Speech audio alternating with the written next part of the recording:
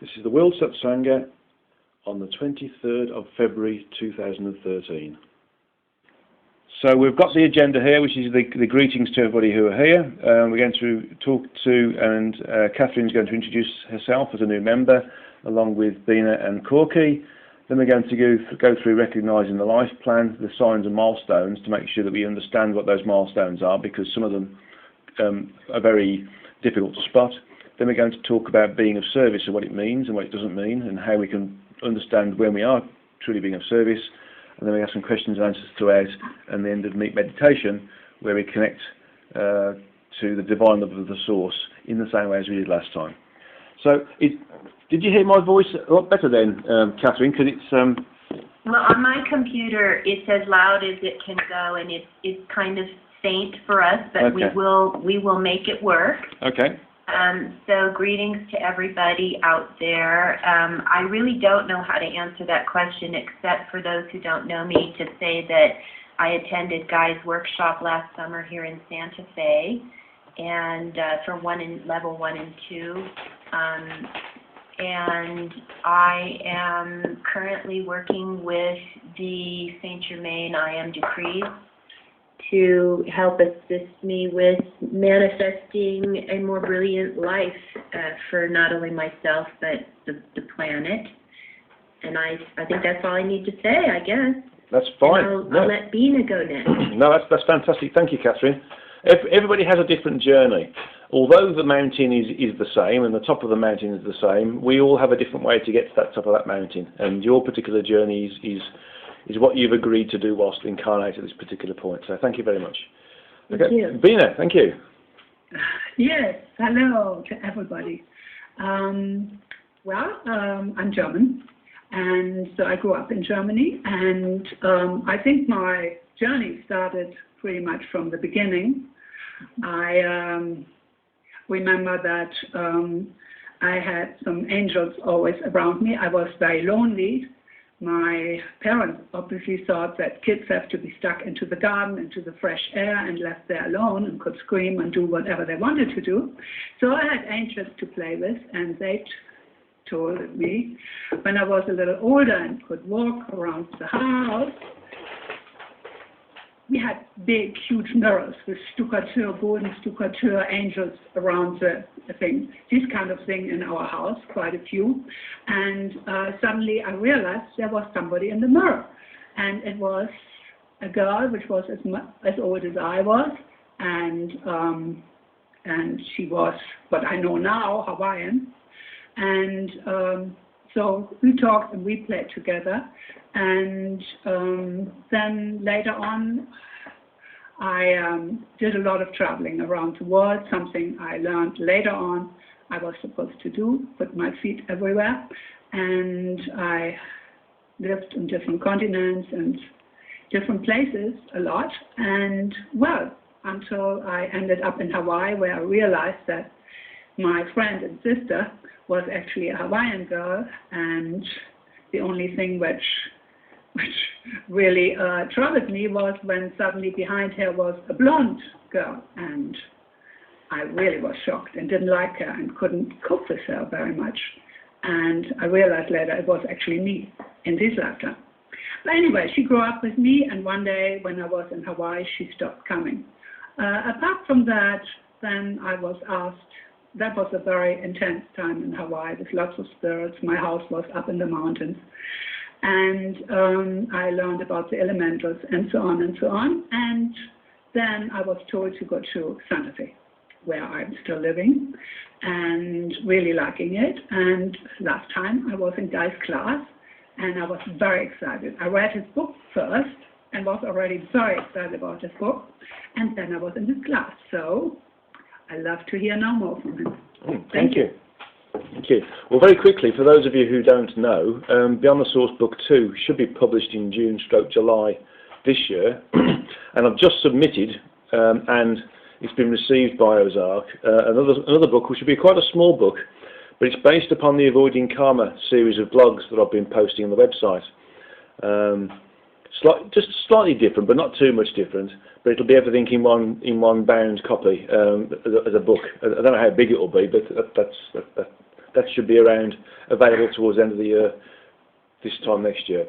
Great, thank you. Corky, fantastic to have you on board. Thank you very much for coming. Thank you. It's good to be here, and hi to everyone.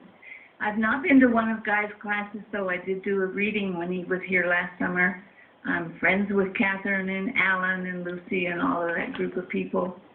My journey started out very ordinary in the Methodist Church, and then when I was about 35, I broke open into metaphysics, and mostly I've read for many years, and now I'm trying to take the next step.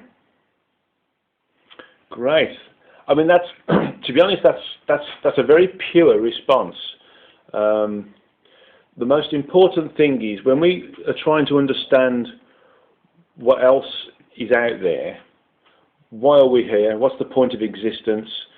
And you know, there must be something more to this, which is the general path that people go through before they start to branch out into the various different spiritual specialisms that they want to be involved within, and those spiritual specialisms are based upon the path that they're supposed to take, which will lead us very seamlessly into recognising life plans and signs and milestones in a moment.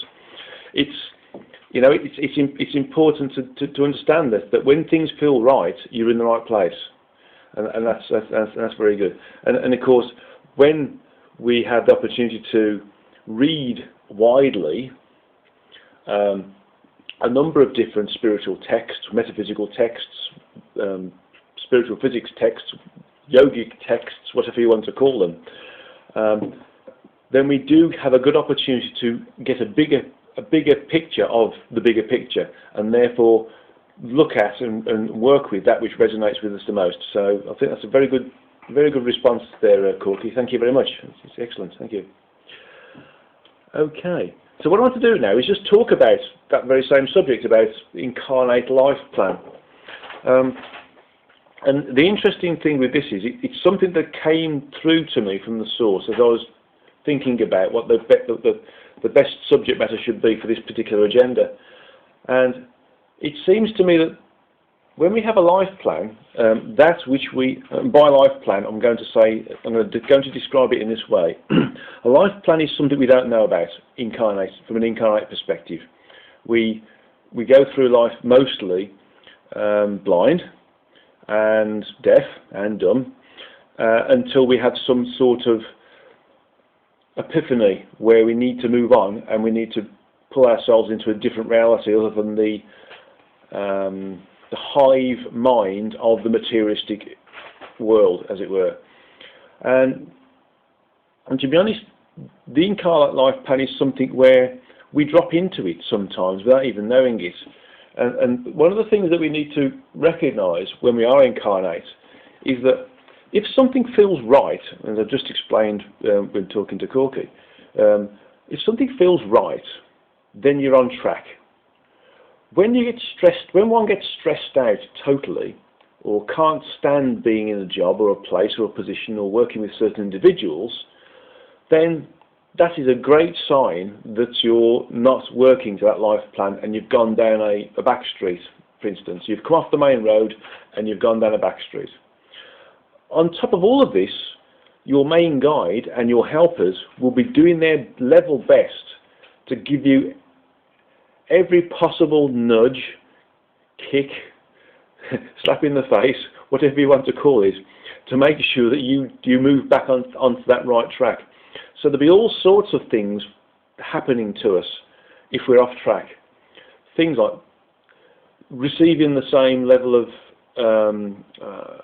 attention, for instance, on something that's gone wrong, where we haven't got it right, where we haven't moved on properly, we haven't learned a lesson. Where we've had a gut instinct about going for a certain job and we haven't done it, and then we've had some real horrible experiences in the existing job, and then we find out later that the job we should have gone for was earmarked for us, for instance. You know, all of these little things that sneak out. Things like really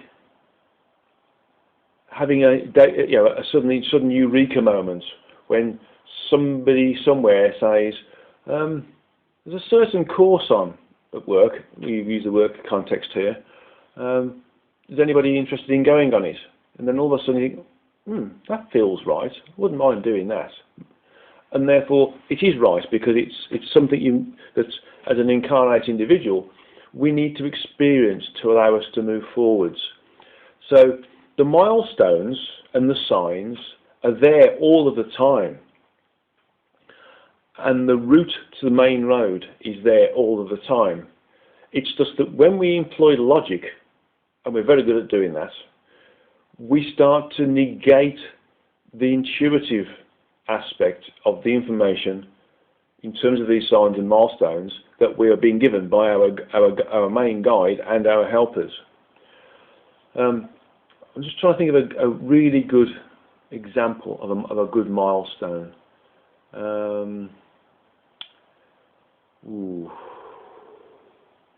When somebody is in a position or a job and it's a real burden to get there, you know, the Sunday night scenario, thinking about going to work on Monday morning, and you think, oh, this is horrible, I can't really possibly go there, this is terrible.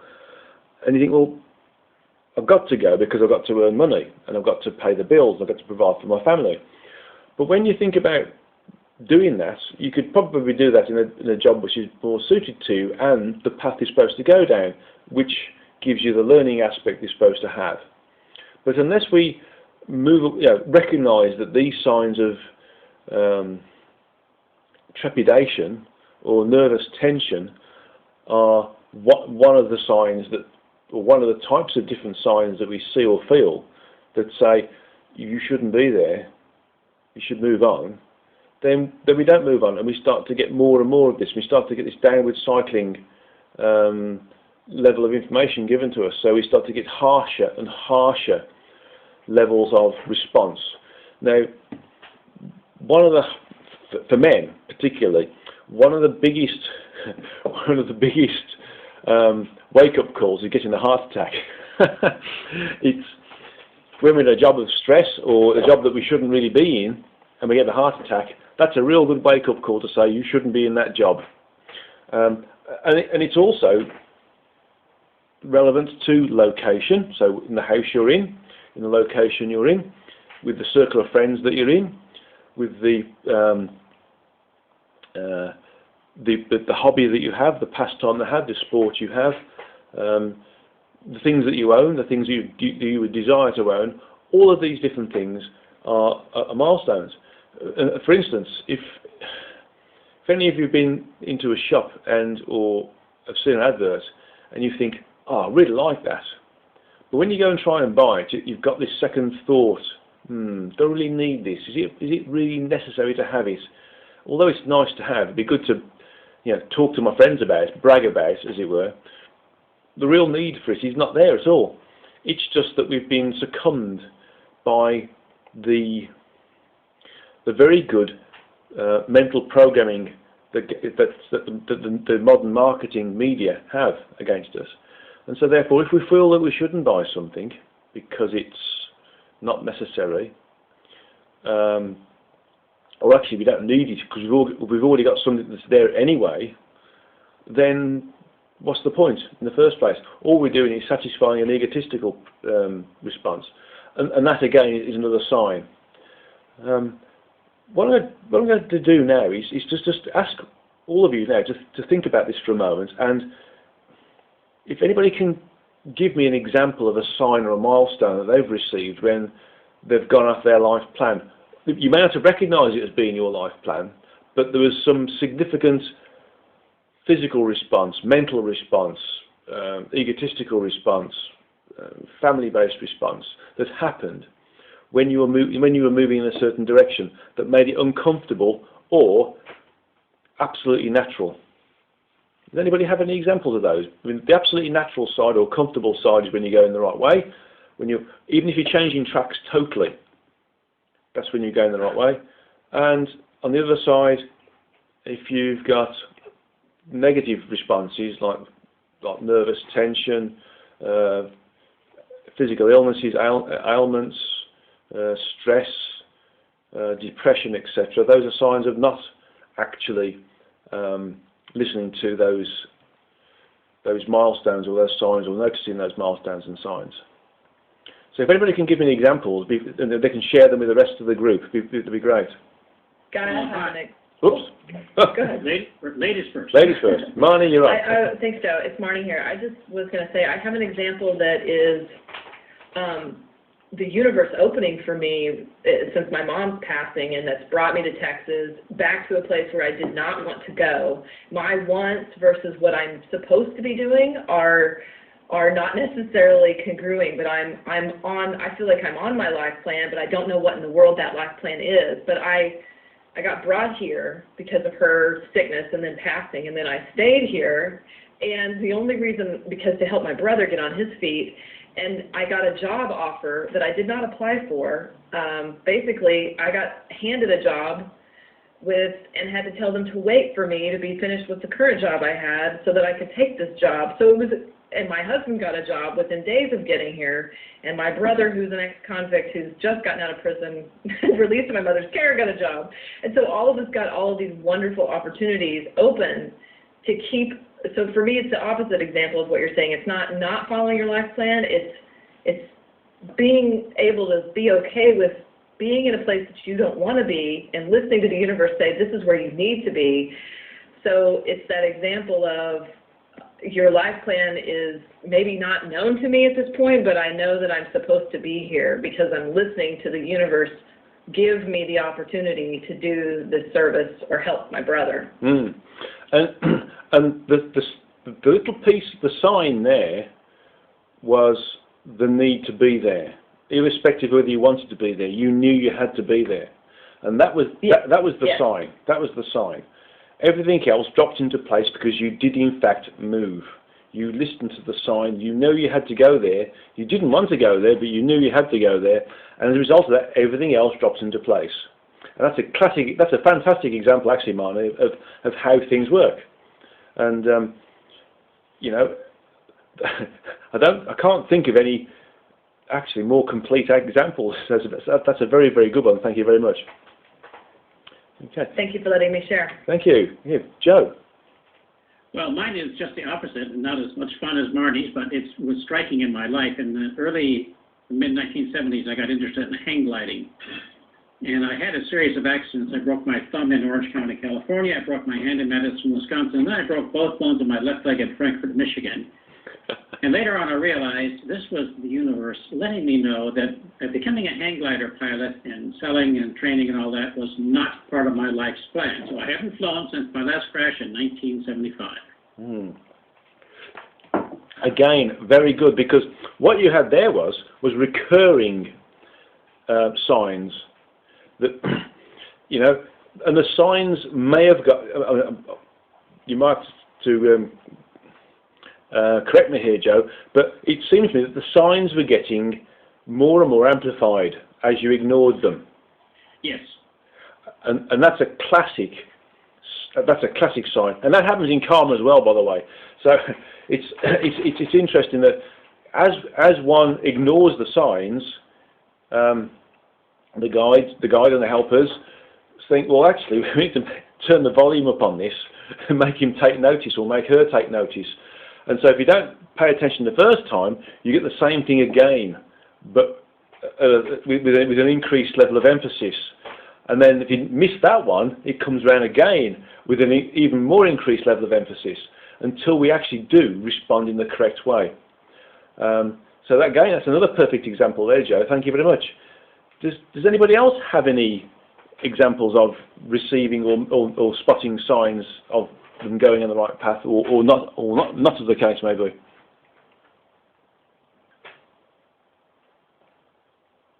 No. Okay. Well, I've had a number of signs that I'm on the right path or going in the right path, and I've had a number of signs that have told me that I'm not on the right path. And it's interesting that in most of my cases, it was an emotional response or a feeling of contentment. So the emotional response with going the wrong way was based on not feeling comfortable, feeling in trepidation, nervous tension, you know, really having a negative response in terms of going where I'm supposed to be going, and also in terms of stopping certain pastimes, for instance. When it's time to stop a certain pastime, if it's the wrong time, it's the wrong time, full stop.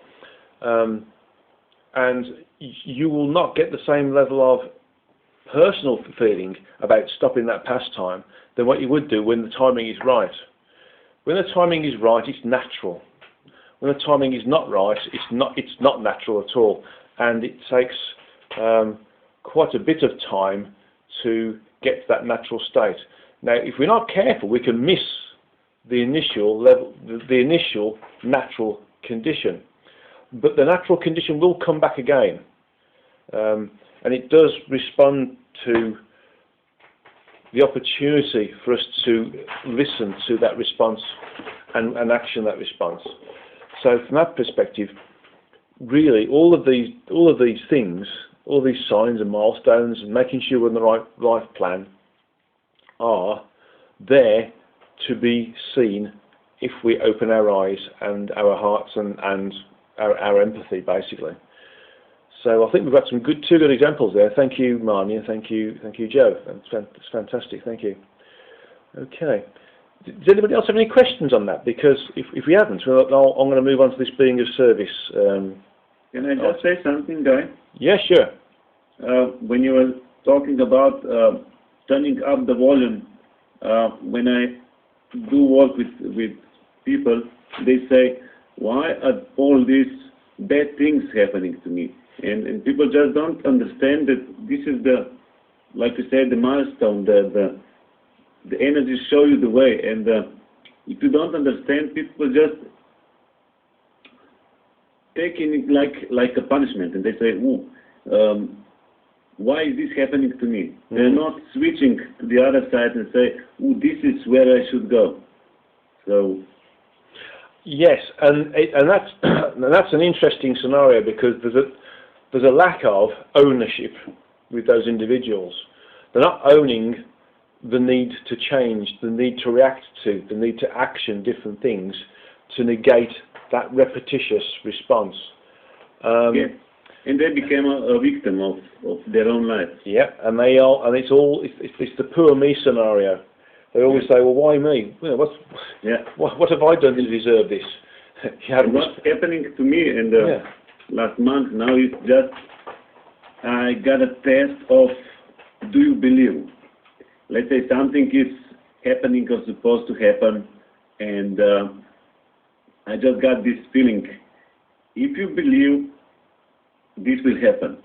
Just trust in us, trust in energies, in everything you do. And when I let go of fears of all scenarios, what should happen, what could happen, when I totally let go and just believe, I'm amazed of what can actually happen, and it happens every time, and it amazes me more and more every time I allow myself to just believe.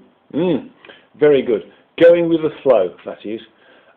Also, sometimes we have to go into reverse to go forwards, and turn left to go right, and turn right to go left. These are little things that we need to do sometimes, and not be concerned about being seen to backtrack, because there are people who will see you backtrack, and they may make adverse comment about that level of moving back down the road. At the end of the day, if one has got the common sense, the guts to admit they're going in the wrong direction and then go backwards to try and regroup and understand where they should be going, then, to be honest, if one's got the guts to do that, you are without doubt capable of succeeding in everything that you are lined up to do or planning to do, and that which the universe throws in front of you, just to see if you can cope with something else on the side as well, by the way. So anybody who is capable of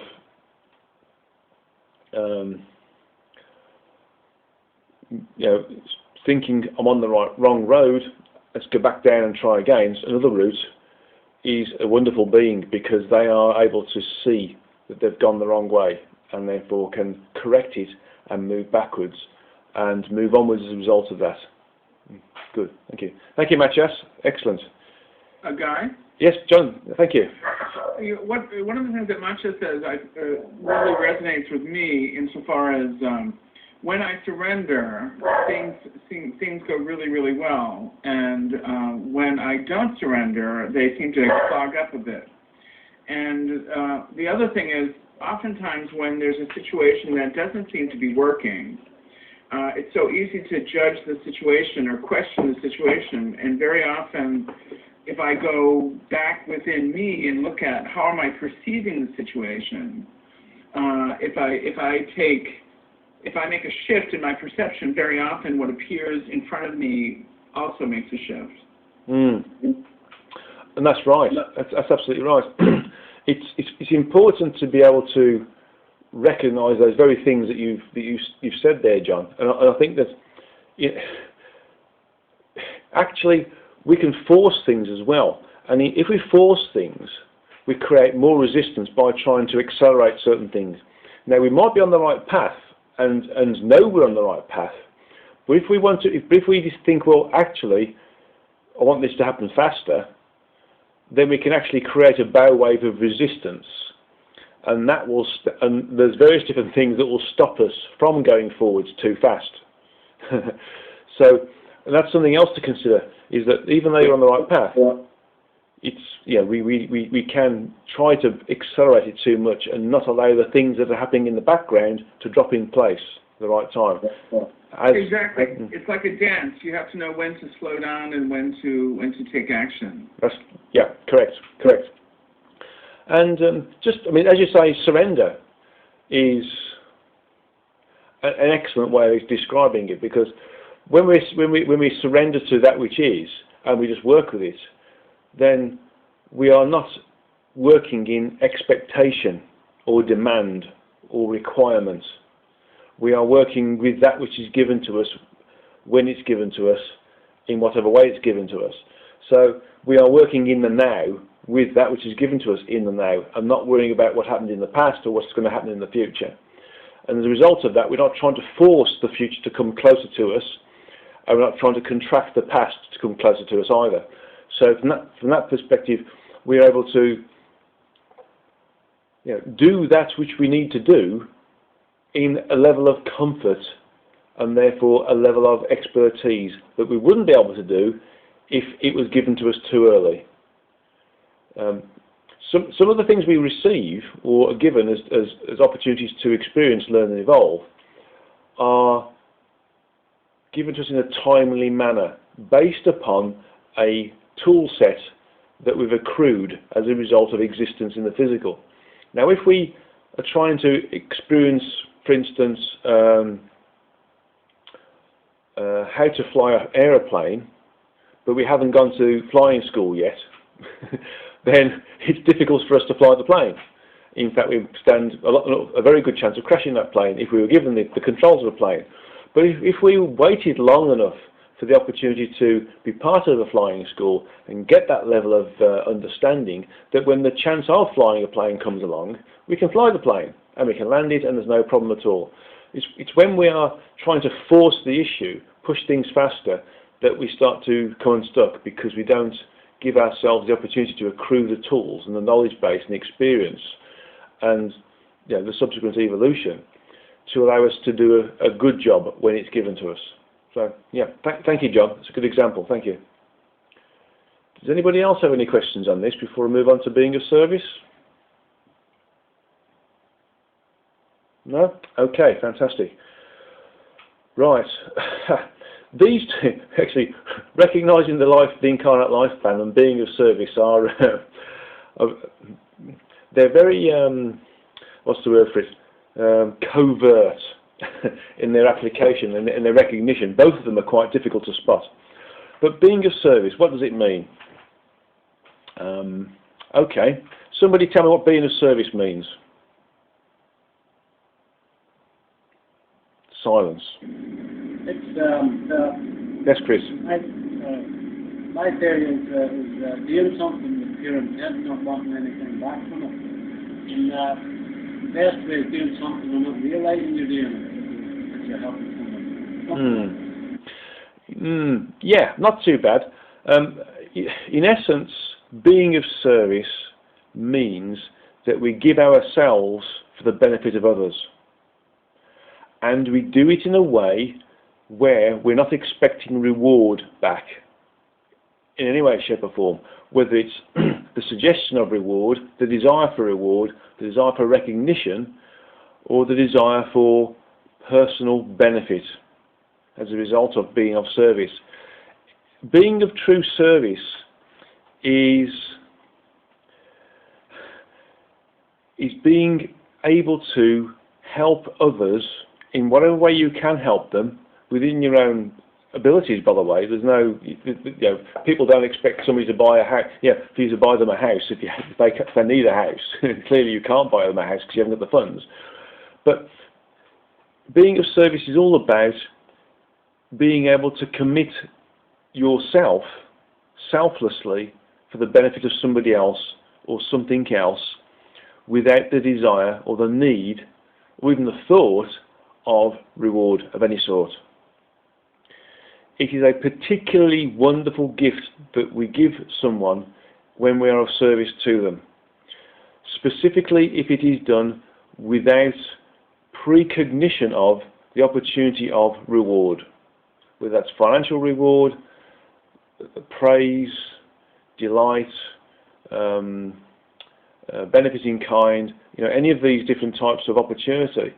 If we are going and helping somebody because they need the help, and we are giving up our time and our expertise and our energy to help them because they need the help, then that is being of service. And then we offer them and the love of God, and then move on. That's fine. Now, in terms of being of service, this also means being of service to those we might not particularly like, might not particularly trust, might not particularly want to be associated with, but we have to treat them with equal levels of service and love as we would do with somebody that we know and trust and love as well. Okay, so what it isn't, or what it doesn't mean, is seeking out to help people thinking, oh, I'm going to get good karma for this, because if I help this person do this, then that's going to be a few evolutionary points for me. Because that's not actually being of service, that's trying to generate personal progression through potentially helping somebody. And actually you might find you're not actually helping them at all. You might be inhibiting them by trying to help when the help isn't actually necessary. A classic example of that is seeking to help somebody when they haven't asked for it, and then when you give that help, something goes drastically wrong that wouldn't have happened if you hadn't offered that help. That's a classic example of trying to help with the benefit of trying to get some level of reward of some or praise, but actually the help wasn't required, and therefore there's a bigger problem being caused as a result of the interference that we create when trying to be of service, when actually we're not being of service, we're being a catalyst for some level of failure. Is there any questions on that? Because it's actually quite a profound subject. No? Any thoughts? Concerns? Well, in a way, it's very related to what we were just talking about, because I think if we show up to the energy that's presenting itself in the moment without trying to control it or judge it, then that's being of service. And if we do it, if we take action from where our mind or ego is, then that might be counterproductive service. Yeah. The productive service is the removal of ego, the need to be there for people when it's required. Now, that doesn't mean that when we're of service, or we put ourselves to be available to be of service, that we have to negate our own responsibilities.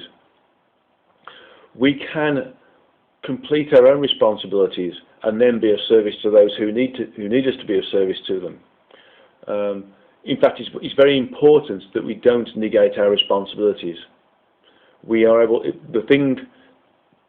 The well-planned being is one who will look at the need to be of service and will plan to be able to, in parallel or before or after, to complete in a robust way those responsibilities that they were supposed to do in the same time frame, for instance. So if as an example, I had told my wife when she was alive that I would work on the garden and mow the lawns on a Friday afternoon, and then a friend of mine said to me, and I've got a particular friend who's got Parkinson's who I help and help with his gardening as part of my service to him. He said, I need it done now. I would need to work and say, okay, I've got to fulfil that which I've promised for my wife, as it were, and also help out this other person. Now, if I just dropped my tools and went and helped this other individual, that would be not addressing my responsibilities. It would be being of service to the individual, but it would have removed the context of the being of service, whilst in ownership of responsibilities. If we can say, well, okay, let me just finish this, and then I'll go and see this other individual, do that, and then come back and then refinish it, that's okay, because of the plan there. There's a discussion going on. There's an agreement for the person to see the greater need, and therefore wait a few moments or a couple of hours. But if it's an all tools down and a rush off down the road and then do some work there, and by the way, things can and do go wrong in the process, then we have moved away from our responsibilities because we feel that we have a bigger responsibility of being of service. Now, clearly being of service is a big responsibility, but we have to make sure that we balance out our personal responsibilities that we have normally with those that potentially want us to be of service to them. Does that make sense to everybody? Because it's quite a detailed piece of information there.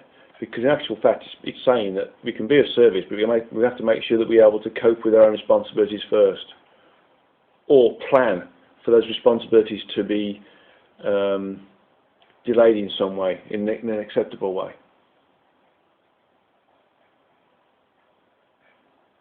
Guy, I think that's an excellent description. I would just like to chime in to say that being of service and recognizing your life plan and its intertwinedness with others' life plans that you're trying to be of service to can get complicated to some points where it's important, like you said, to remember to take care of your own responsibilities, because you can turn into being a doormat and not being of service to anybody at that point. But I guess my question to you is, how do you balance trying to be of service and helping others when they're having a hard time with recognizing their own life plan and in getting you tangled into their karmic mess? We have to be benevolent with our service. In the case of individuals who are, and I have a particularly good example within my own family, of those who are repeat offenders, and by that I'm not talking about criminal repeat offenders, but I'm talking about repeat offenders in terms of them trying to override your responsibilities and your being of service to others to service their requirements because they've not got the motivation to sort themselves out, so to speak, is to do what you can while you can with the tools that you have in love, basically, with that individual. With people who are repeat offenders, they will not see that they are repeat offenders. All they see is that point in time, and they need that help then. They don't recognise that they've been offered that level of help 10 times previously, and they haven't worked with the level of help or the level of advice sometimes. It's gone in one ear and out the other, for whatever reason that is. So they're given the opportunity to learn again on a regular basis, and it keeps spiralling down. It gets harder and harder and harder because they are given more and more emphasis on that action or that piece of experience that they need to experience. So from that perspective, they're going down, spiralling down. They're asking for help, but they're not prepared to accept the help. So all we can do as individuals is, rather than try to turn them, which we'll never do because those types of people or those incarnate entities who are in that downward spiral will not listen to reason. All we can do is to show by example how they can change. And so what we do is we give them opportunities to see us in that similar situation, and or give an example of somebody else in that particular situation, and show how one can turn it round given the right level of mental motivation and opportunities that come forth. And that's really all we can do. In essence, we are not responsible for another's life plan. We can do as much as we can in service to them to try and help them. But it's all about the horse and the water. You can take the horse to water, and the horse can drink the water. But sometimes the horse has to be taught how to drink the water. And in the instances where the horse has to be taught how to drink the water, we have to show them how to drink the water by drinking the water ourselves. And eventually the horse will spot that to drink the water it has to put its nose and its mouth into the water and imbibe the water. Whereas previously it might have thought it'll just get there through osmosis, for instance. At the end of the day, we can only show by example in these instances of difficulty, and hope and pray that by being a good example, by not trying to railroad those thought processes into the individual, the repeat offender, into them, because that only creates resistance. You will not get past that resistance. We have to just show by example and do it in love, and show it on a regular basis. And in that instance, at some point, they will respond. It may take a long time. It can be days, it can be hours, it can be weeks, it could take years.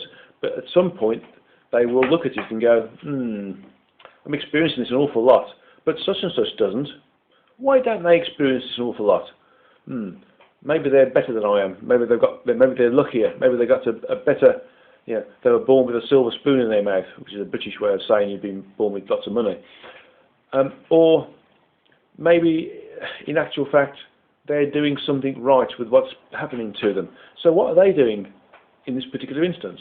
And then they start to see what they need to do, and they can turn themselves around. But it's a long process in some instances, and something we can't force. We have to just keep showing, being repetitive in showing how the particular problem needs to be dealt with by showing the example on a regular basis, and then doing it, but not trying to teach it. And that's the best way forward, Marley.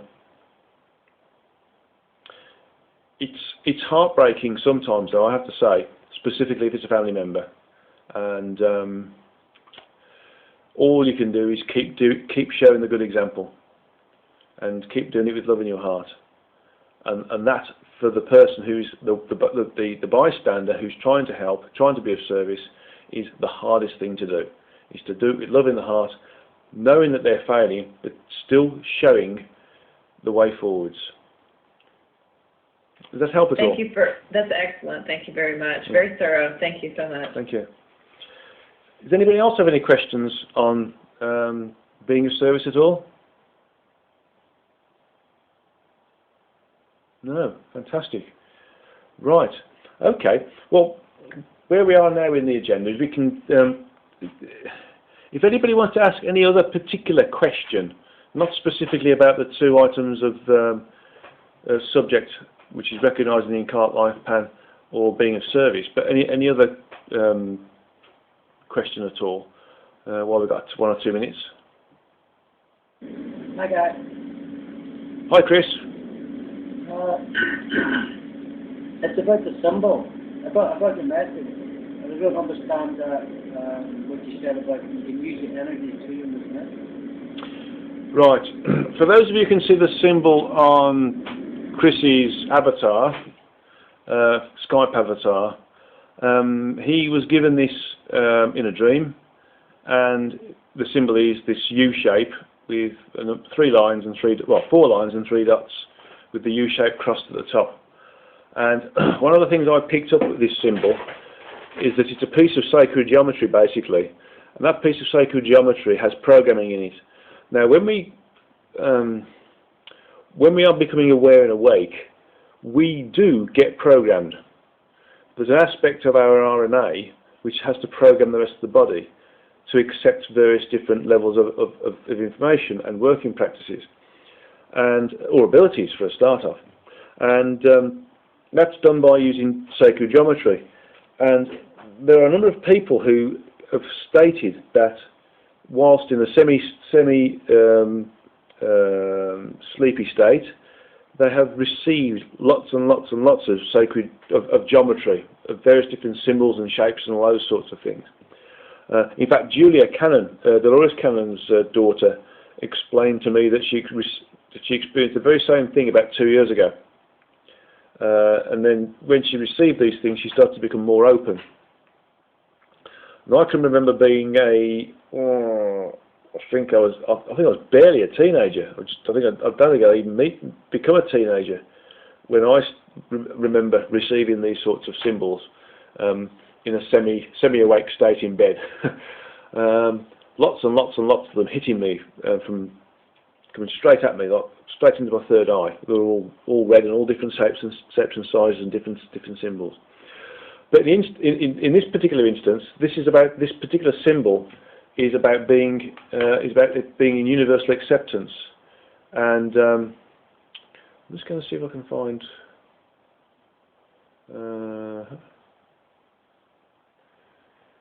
Right, what I actually said to Chris, because it'd be interesting for you to see it. Yeah, it's my exact words were, I just picked up the symbol in my mind's eye and was told it's the geometry for universal acceptance, which means that you should be able to work with anything and anyone, including any energies associated with this statement. The big thing attached to this symbol, though, is the ability to accept those around you for what they are and love them with all your might, irrespective of what they do. So, Chris understood most of that, apart from the energies associated with it. Now, the energies associated with it are, in essence, the energies associated with universal love, being able to accept somebody for what they are and loving them irrespective. And that means the worst murderer in the world and loving them because you know that they are not the worst murderer in the world. In reality, they're an incarnate entity who is experiencing something whilst incarnate. And in this instance, they're particularly blind to that. But that's not it. That's not the issue. It's understanding that they are another incarnate entity who are experiencing incarnate existence. So the energy, that's what it means. The energy associated with it, picking up on that energy associated with that particular individual. there's, so I think, picking anything else about this symbol.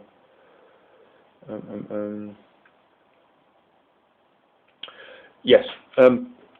Also attached to it is the ability to work with new concepts, new ideas, new thought processes, new pieces of spiritual information, new ways of existing, new directions in existence, new experiences that we experience. All of that is also part of it, Chris, where the energy associated with anything that happens to us, which is a change, is such that we can accept it and work with that change and not get bogged down by the fact it's changed. A good example of that is losing one's driving license, for instance, and having to use public transport or ask for lifts off people. That's a good point. Yeah, accepting the fact that we've lost the driving license rather than getting annoyed and angry about it and shouting and screaming and gnashing our teeth.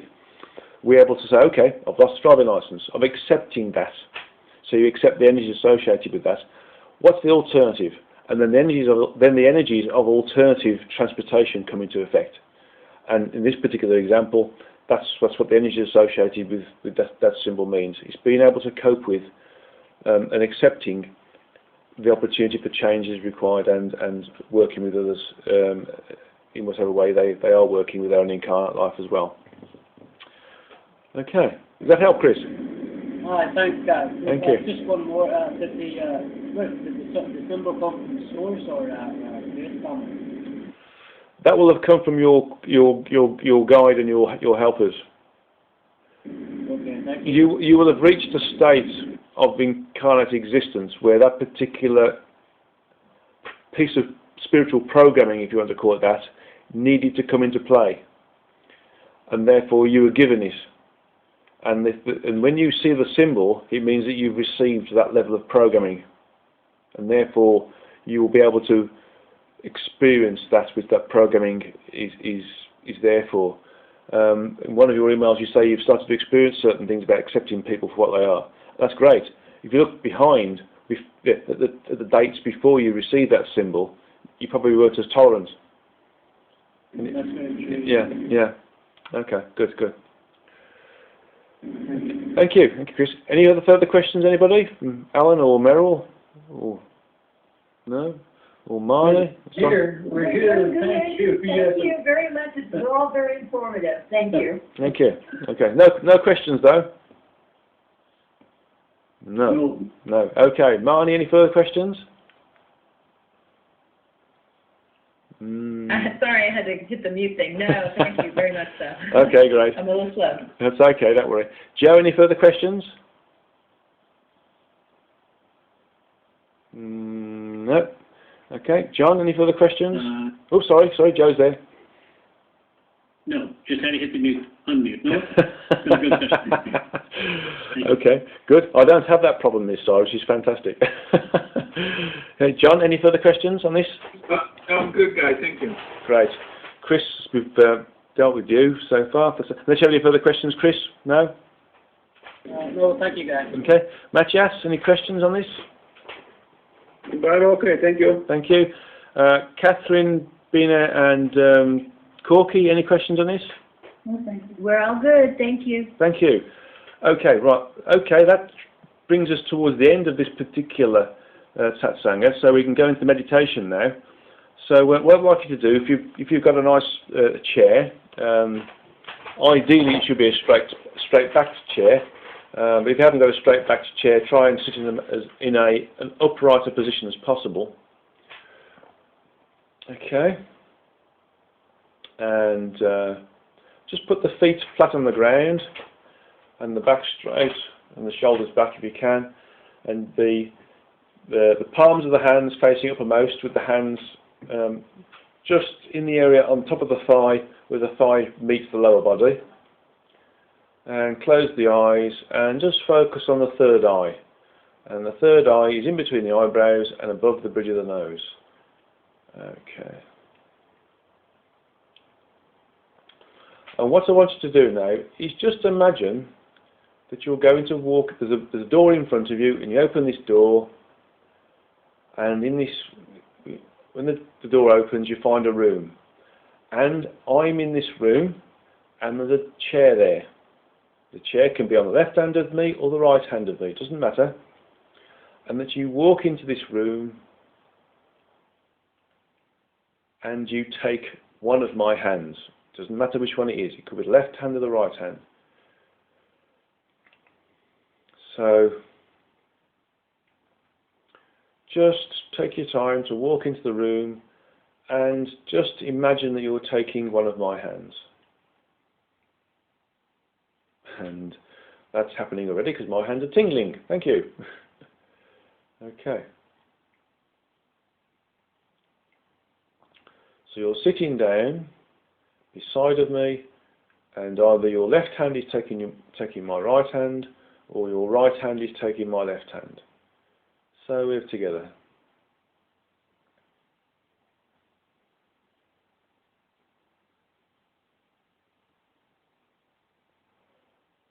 And what we're going to do now is just sit there knowing that we're connected. The holding of the hands connects us together.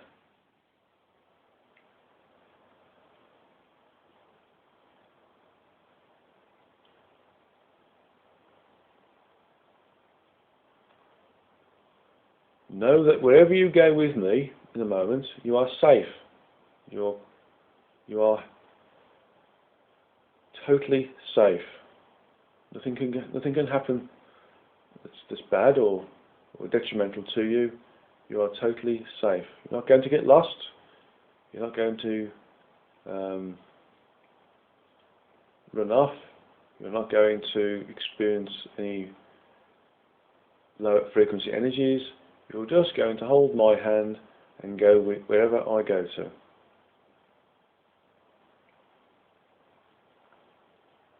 I'm just going to wait until you're all in the room.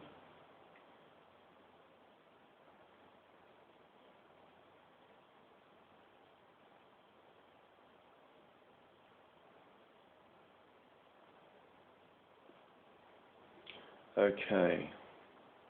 And this room is a nice white room. It's a very high frequency room.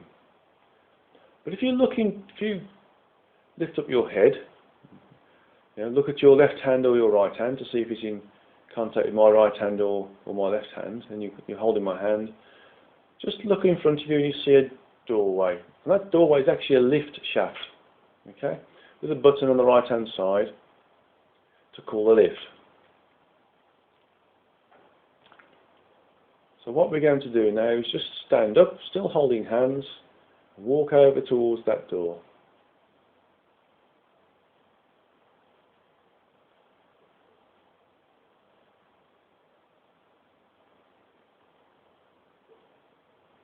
So move over to that door, and I want you to push the button so that the door opens, showing an empty lift.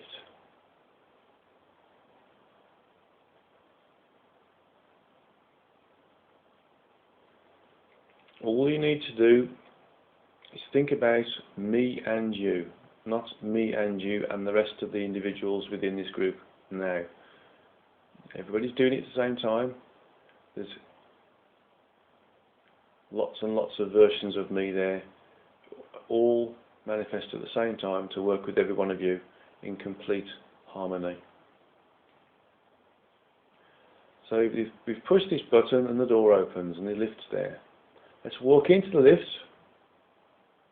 Okay, there's a mirror in front of you and there's lots of stainless steel around. On the floor, on the roof, on the walls, apart from the mirror that's there when we first walk in, on the wall furthest away from us. And we turn around and the door closes.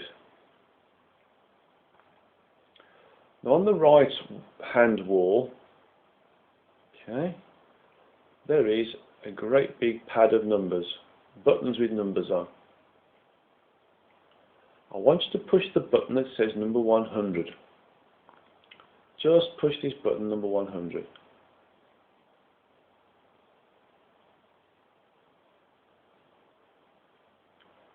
And you'll notice that as we move up, the lift starts to move up, it's actually moving up the frequencies, and not specifically in a direction. Not specifically in an upward direction, that is.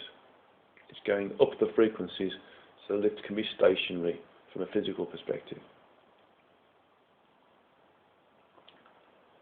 So in the lift there's a marker, display, and we've gone past the 10th level, gone past the 20th level, gone past the 30th level, gone past the 40th, the 50th, the 60th, the 70th, the 80th, the 90th, and when we get to level 100, the lift stops. Just notice how you feel. Is your hands tingling? Your third eye have pressures around it? Other areas of your skull got pressures around? Do you see any changes of colour in your closed eye vision? Do you have any feelings of euphoria or any feelings of wholeness or completeness? Or any other feeling for that matter? These are all parts of feelings we have moving up the frequencies that are beyond our physical universe. Okay? Now that we're there, let's push the button that opens the door.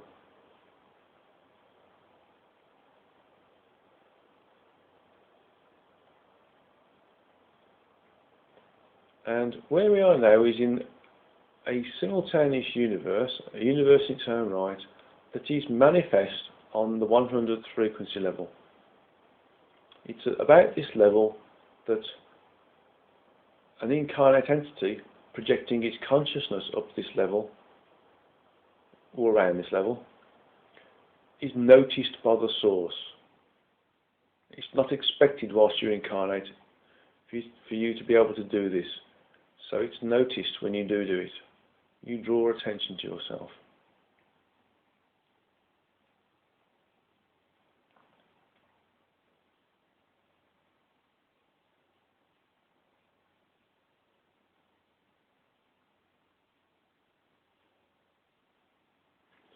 So I want you now to move out of the lift with me, both hand in hand, and we're going to move and fly out into the exact center point of this simultaneous universe, this 100th frequency level. So we're going to move out now, so I'm going to lead. Just hold on to my hand still, and we're going to move into the dead center.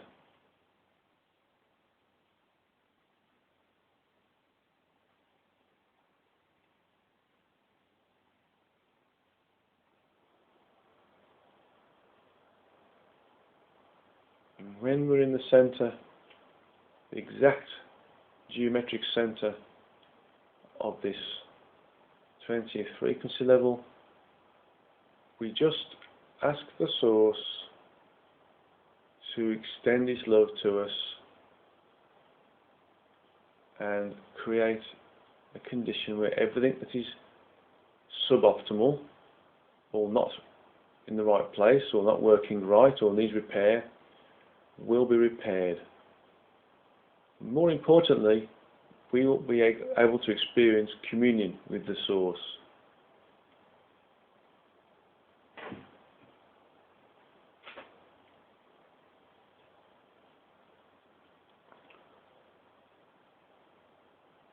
So in asking the source to be part of us, the energies engulf us.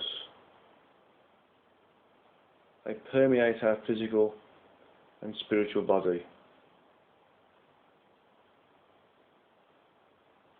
And we permeate it.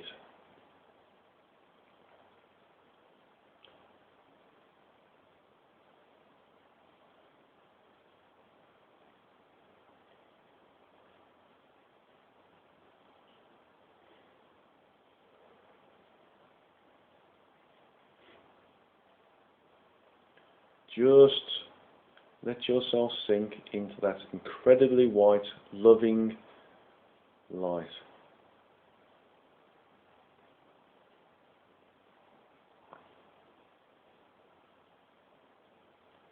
Notice how you blend with it. It permeates you. You permeate it. It is you. You are it.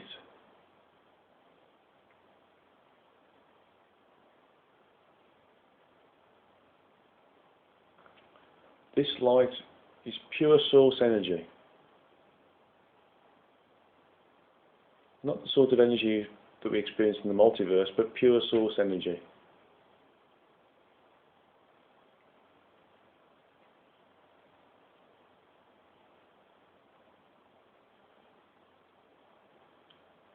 So now we are one with the source. The source is one with us, and therefore we are the source.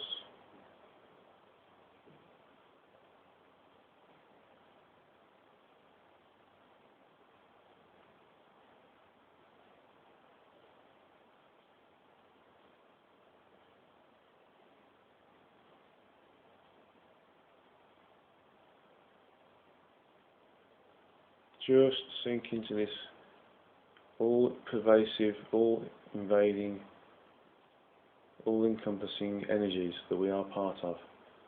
We swirl around with. In this condition, there is no single point in the source entity that we cannot access.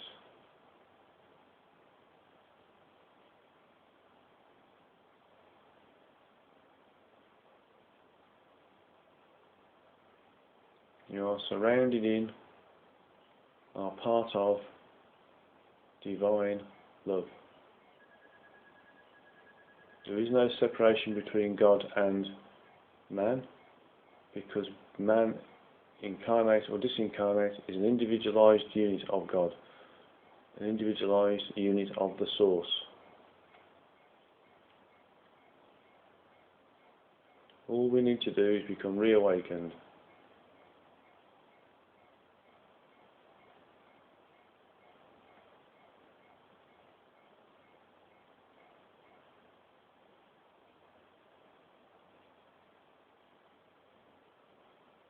Bask in the light. Bask in the feeling. Total benevolence, total joy, total love.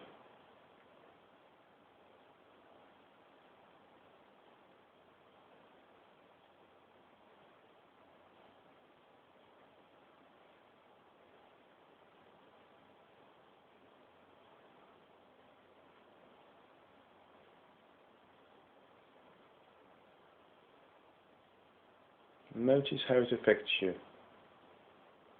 How all of a sudden all of your worries and concerns and thoughts just melt away as you become the source.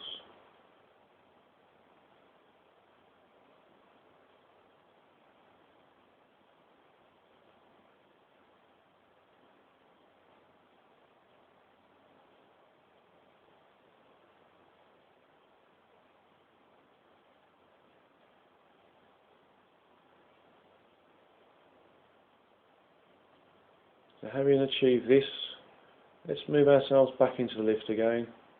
So I'm going to turn around and take you all with me. Individually, collectively, together. We move back from the centre of the simultaneous universe that's associated with the 100th frequency. And we move back into the lift.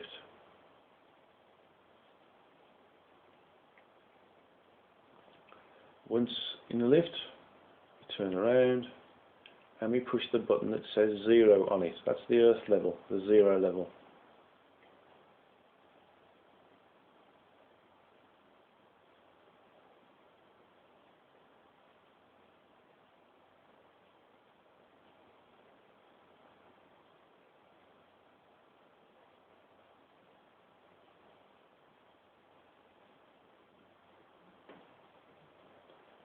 So we've turned around, push the button, and we're dropping down to the 0 level. We drop down, we go past number 90 on the display, the level indicator in the lift. We go past 85, 80, 75, 70, 65, 60, 55, 50, 45, 40, 35, 30,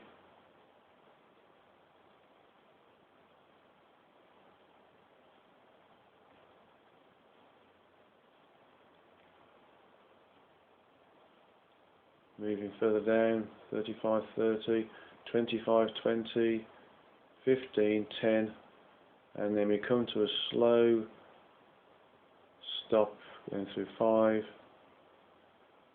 3, 4, 3, 2, 1. Back onto 0. So now we're back onto the earth plane.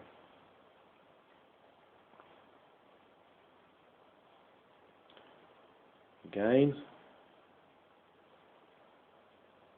The doors open and you're back into the white room.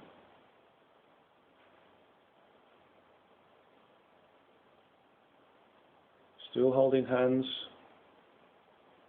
moving to the centre of the white room where the seats were where I was sitting down when you first moved in, and release my hand or hands,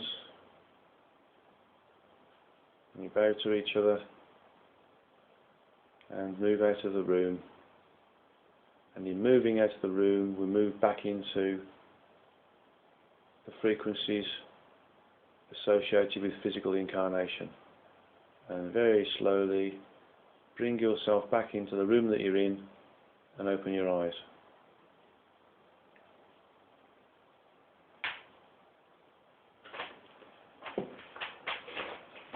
Okay. How is everybody? Spaced out still. You okay, Catherine? I'm laughing that you picked me first. Yes, I'm good, thank you. Okay. And is Bean and Corky okay? We're okay. Fantastic. Natchez?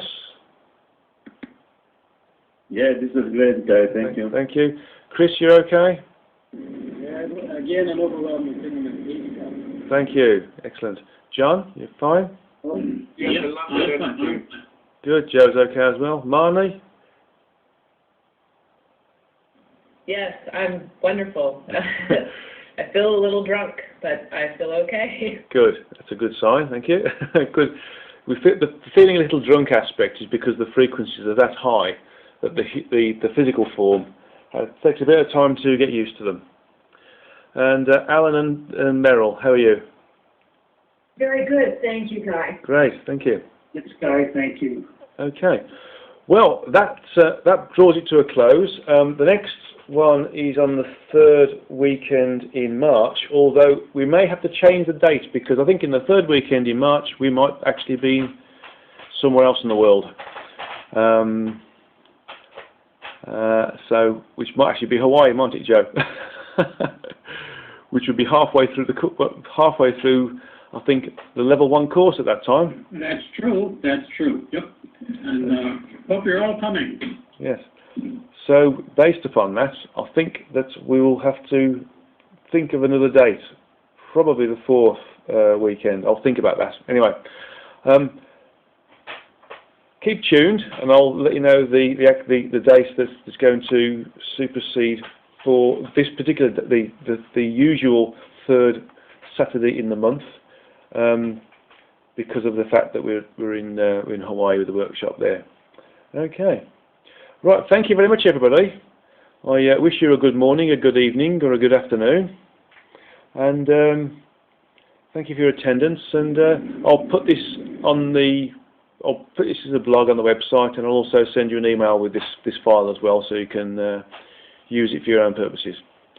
Okay. Thank you very much, everyone. Thank you. Master. Thank you, guys. Yeah. Can you hang on a moment, John, at the end? Oh, yeah. Yeah, sure. Okay. So thank you, everybody. Thank you, you. guys. Good trip. Cheers. Thank you, thank you. Bye-bye. Thank you. Thank you, guys. Bye.